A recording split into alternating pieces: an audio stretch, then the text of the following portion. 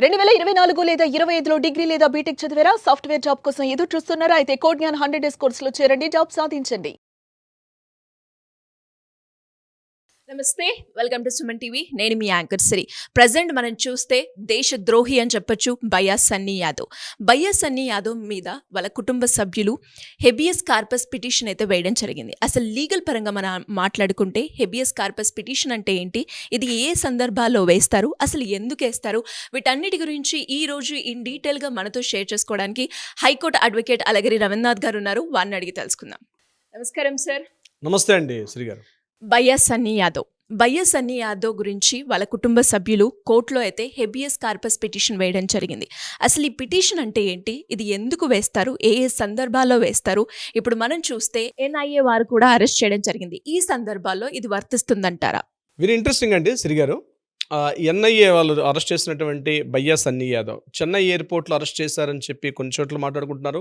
లేదు, అతను చెన్నైలో వేరే ఫ్రెండ్ ఇంట్లో, చెర్రీ అనే ఫ్రెండ్ ఇంట్లో ఉంటే అక్కడ అతన్ని వెళ్ళి అరెస్ట్ చేశారంటారు. సరే, ఎక్కడ అరెస్ట్ చేశారని ఇక్కడ అప్రస్తుతం అయినప్పటికీ కూడా అతన్ని అయితే ఎన్ఐఏ వాళ్ళు తన యొక్క కస్టడీలో తీసుకున్నారు. నేషనల్ ఇన్వెస్టిగేషన్ ఏజెన్సీ, భారతదేశ యొక్క భద్రతా సమాఖ్య, ఇది యాక్చువల్గా భద్రతా మండలి సంబంధించినటువంటిది ఒక నేషనల్ ఇన్వెస్టిగేషన్ ఏజెన్సీ. యాక్చువల్గా May 29 ఇతన్ని అరెస్ట్ చేసినట్టుగా, కస్టడీలో తీసుకున్నట్టుగా తెలుస్తుంది. ఇన్వెస్టిగేషన్ చేస్తున్నారు.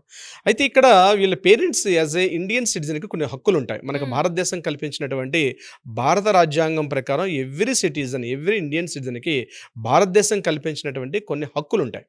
అందులో ఆర్టికల్ 32, అలాగే కాన్స్టిట్యూషన్లో 226 ప్రకారం ఏంటంటే, పోలీసులు ఎవరైనా అరెస్ట్ చేసినట్లయితే, ఎవరైనా కస్టడీలో తీసుకున్నట్లయితే వితిన్ 24 అవర్స్లో, అరెస్ట్ చేసిన 24 గంటల్లో దగ్గరలో ఉన్నటువంటి కోర్టులో అతన్ని ప్రొడ్యూస్ చేయాల్సినటువంటి అవసరం అయితే ఉంటుంది. ఇది ఒక వ్యక్తిగతంగా ఉన్నటువంటి స్వేచ్ఛా రక్షణకు సంబంధించింది. అంటే ఒక ఎన్ఐఏనే సంబంధించింది కాకుండా జనరల్గా మనకి ఎవరైనా మన రాష్ట్రంలో కానీ, మనకి జిల్లా కోర్టులో కానీ ఏదైనా ఒక మర్డర్ కేసు కావచ్చు, ఇతరత్ర కేసుల మీద ఎవరైనా అరెస్ట్ చేశారనుకోండి, ఇమ్మీడియట్గా పోలీసులు అరెస్టును చూపించాలి. అరెస్ట్ చూపించకుండా అతన్ని కంప్లీట్గా సెల్లో వేసేసి చిత్రహింసలు పెడుతూ కొట్టడం అనేది కరెక్ట్ కాదు. కోర్టులు మనకి రాజ్యాంగం కల్పించేటువంటి హక్కులు ఏంటంటే, ఒక వ్యక్తిని అరెస్ట్ చేశారు అంటే వితిన్ 24 అవర్స్లో అతన్ని ఇమీడియట్గా దగ్గరలో ఉన్న మ్యాజిస్ట్రేట్ కోర్టులో కానీ, లేకపోతే జడ్జి గారి ముందు అతన్ని ప్రవేశపెట్టాలి. అతను నేరం చేశాడా, నేరం చేయలేదా అన్నది కోర్టు వారు ఇచ్చినటువంటి రిమాండ్ తీసుకుంటారు. రిమాండ్ ప్రకారం జ్యుడిషియల్ కస్టడీయా, పోలీస్ కస్టడీ అని తీసుకుంటారు. పోలీస్ కస్టడీ అయితే పోలీసుల కస్టడీలో తీసుకొని పోలీసులు విచారిస్తారు. జ్యుడిషియల్ కస్టడీ అయితే ఒక అడ్వకేట్ని అక్కడ అపాయింట్ చేస్తారు. Advocate in front of the advocate, అక్కడ కూడా పోలీసులే ఎంక్వైరీ చేస్తారు దాని విషయంలో కూడా. అయితే ఎంక్వైరీ అనేది ఎలా అంటే, ఎంక్వైరీ చేయమని చెప్పి కోర్టు ఆదేశాల మేరకు మాత్రమే పోలీసులు అరెస్ట్ చేయాలి, అతన్ని కస్టడీలో తీసుకోవాలి. సో ఎప్పుడైతే ఒక క్యాండిడేట్ని అరెస్ట్ చేసిన తర్వాత పోలీసుల దగ్గరికి ప్రవేశపెడతారు. ఒక్కొక్కసారి మనం చూస్తాం, మిడ్ నైట్ కూడా మ్యాజిస్ట్రేట్ గారి ఇంట్లో ఉంటే 1 గంట అయినా, రాత్రి 2 గంటలకైనా ఇమ్మీడియట్గా తీసుకెళ్ళి, ఎందుకంటే ఆ యొక్క కేసు యొక్క తీవ్రతను బట్టి ఒక్కోసారి అర్ధరాత్రి కూడా తీసుకెళ్ళి మ్యాజిస్ట్రేట్ ముందు పెట్టి పలానా కేసులు తీసుకున్నాం అంటే ఇమీడియట్గా 14 days రిమాండ్ విధిస్తారు. నెక్స్ట్ డే మార్నింగ్ అతన్ని కోర్టులో ఉన్నటువంటి ఆ ఫార్మాలిటీస్ అన్ని కంప్లీట్ చేసిన తర్వాత ఇమీడియట్గా కోర్టు వాళ్ళు ఏం చేస్తారంటే, అక్కడ పోలీసులు ఏం చేస్తారంటే అతని విచారణ తీసుకొని అతని ఇంటరాగేషన్ స్టార్ట్ చేస్తారు. ఇది యాక్చువల్లీ జనరల్ చేయాల్సిన పద్ధతి, ప్రొసీజర్. ఇక్కడ బయ్యా సన్నీ యాదవ్ అని ఆల్రెడీ మార్చి 29 అరెస్ట్ చేశారని ఊహాగానాలు వస్తున్నాయి. బట్ ఇప్పటివరకు కూడా పోలీసులు ఎక్కడ అరెస్ట్ చూపించలేదు, అంటే చెన్నైలో కానీ ఇతరత్ర ఎక్కడ కూడా.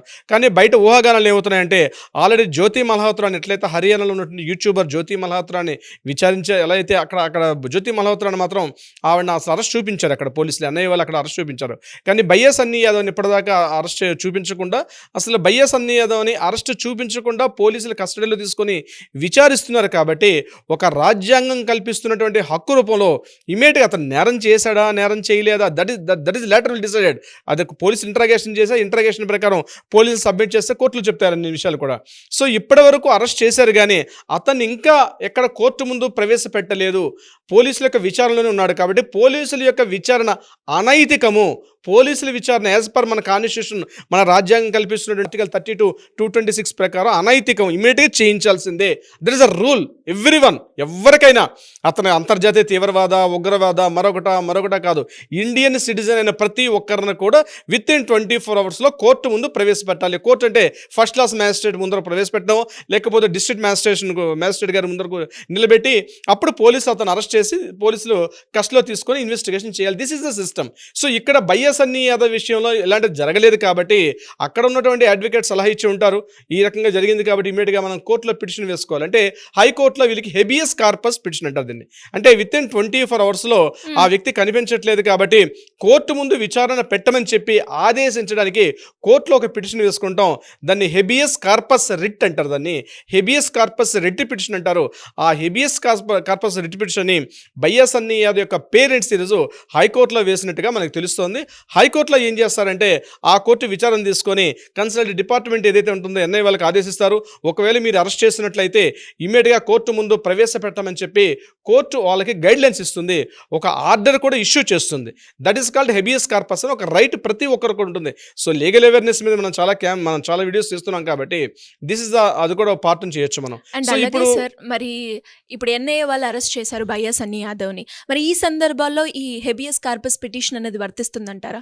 తప్పనిసరిగా వర్తిస్తుంది. ఇది ఎన్ఐ వాళ్ళు అరెస్ట్ చేసినా ఇతరత్ర ఎవరెవరు అరెస్ట్ చేసినా అతను Indian citizen, Indian departments arrest చేసే కాబట్టి ఇండియన్ ఆర్గనైజేషన్స్ అవన్నీ కూడా పోలీస్ డిపార్ట్మెంట్ ఉన్న రకరకాల వింగ్స్.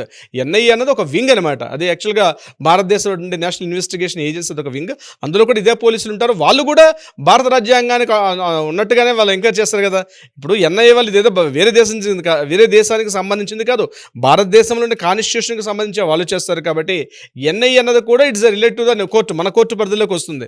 సో ఇక్కడ ఏంటంటే హెబియస్ కార్పస్ రిట్ అనేది ఒకవేళ ఎన్ఐఏ వాళ్ళు అరెస్ట్ చేసినప్పటికీ కూడా అతనికి ఎన్ఐఏ వాళ్ళకి కూడా కోర్టు గైడ్లైన్స్ ఇచ్చి విత్ ఇన్ 24 అవర్స్లో అతన్ని కోర్టు ముందు ప్రవేశపెట్టమని చెప్పి పోలీసుల అంటే ఇక్కడ హెబియస్ కార్పస్ రిట్ పిటిషన్ వల్ల చాలా మందికి అర్థం కాదంటే ఇదేదో నేరం అయిపోయిందా, అతను సంఘ విద్రోహం కాదేమో, అతను దేశద్రోహానికి పాల్పడలేదేమో, అటువంటి అర్థాలు వస్తున్నాయి అనుకుంటారు చాలామంది.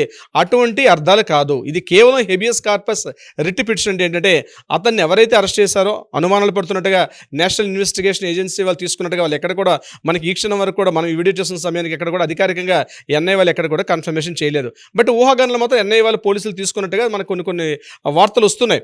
సో నిజంగా ఎన్ఐఏ వాళ్ళే కానీ అతను అరెస్ట్ చేసినట్లయితే విత్ ఇన్ 24 అవర్స్లో కోర్టు ముందు ప్రవేశపెట్టండి. కోర్టు గైడెన్స్ ఇస్తుంది. 14 డేస్ పాటు ఇద్దరు పోలీస్ కస్టడీకి ఇస్తారా, జ్యుడిషియల్ కస్టడీకి ఇస్తుంది. వాళ్ళు అరెస్ట్ చేసిన తర్వాత వాళ్ళు కోర్టుకి సబ్మిట్ చేసినటువంటి డాక్యుమెంట్స్ ప్రకారం అది పోలీస్ కస్టడీయా, జ్యుడిషియల్ కస్టడీయా will decide only the court, not the police department or NIA department. So Sunny యాదవ్ను కూడా ఆయన్ని పట్టుకొని దగ్గరలో ఉన్న మ్యాజిస్ట్రేట్ గారి ముందర ఆయన ప్రవేశపెట్టినప్పుడు అక్కడ అతను ఆర్డర్స్ పాస్ చేస్తారు, జ్యుడిషియల్ కస్టడీయా, పోలీస్ కస్టడీ, దాని తర్వాత ఇన్వెస్టిగేషన్ చేసుకోమని చెప్పి. అంటే ఇన్వెస్టిగేషన్ అఫీషియల్గా చేయమని చెప్పడం కోసమే హేబియస్ కార్పస్ రిట్ పిటిషన్ తప్ప ఇతని మీద సంఘద్రోహం లేదని చెప్పి, దేశద్రోహం లేదని చెప్పి, ఇతను దేనికి పాల్పడలేదని చెప్పేటటువంటి అటువంటి రిజల్ట్ అయితే కాదు. అది తర్వాత డిస్కషన్లో తర్వాత కన్ఫర్మేషన్ వస్తుంది. ఇది మాత్రం కేవలం అతన్ని కస్టడీలో తీసుకొని లీగల్గా ఉన్నటువంటి కస్టడీలో తీసుకొని చెప్పి విచారణ చేసుకోవడానికి అనుమతి ఇచ్చే ప్రక్రియ తప్ప ఇతరత్ర కాదు సిరిగారు. అండ్ చాలా మంది కూడా సార్ కమెంట్ పెట్టడము, వాళ్ళ ఒపీనియన్స్ షేర్ చేస్తున్నప్పుడు ఒకటే అర్థమైంది. యూట్యూబర్ అన్వేష్ ఎవరైతే ఉన్నారో ఆల్మోస్ట్ 126 కంట్రీస్ కూడా తిరగడం జరిగింది.